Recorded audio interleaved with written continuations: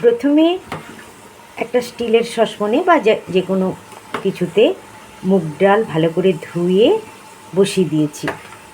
মুগ ডালটা 1 ফুট হতেই তাতে দিয়ে দিয়েছি ছোট ছোট করে কেটে রাখা আলু।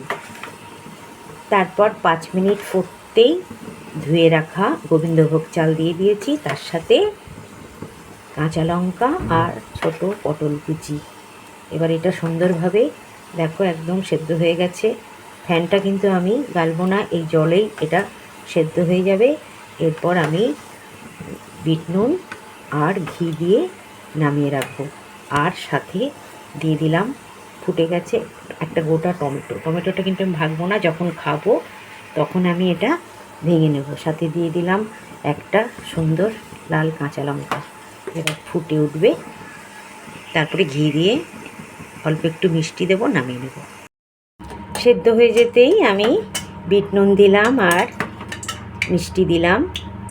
যে যার স্বাদ মতো মিষ্টিটা দিও, তবে মিষ্টি মিষ্টি ভালো লাগে। দেখো আমার একদম রেডি হয়ে গেছে, আমার ফ্যানও আর গালবো না। এটা ঠান্ডা হলেই একদম সুন্দরভাবে টেনে নেবে। এবার 1 চামচ আমি ঘি দিয়ে দেব। আমি ঘিটা দিয়ে দেখো, এই ঘি দিলাম, আমি গ্যাস অফ করে দিলাম।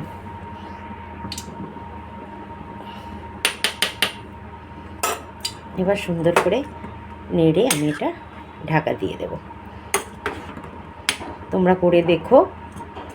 উপোসের আগের দিন আমাদের যে নিরামিষ খেতে হয়, এটা সবথেকে সুন্দর, ভীষণ টেস্টি হয়, শরীরের পক্ষেও ভালো, টাইমও খুব কম লাগে। উপর থেকে ছড়িয়ে দিলাম কাজু কিশমিশ, ছড়িয়ে আমি ঢাকা দিয়ে দিলাম।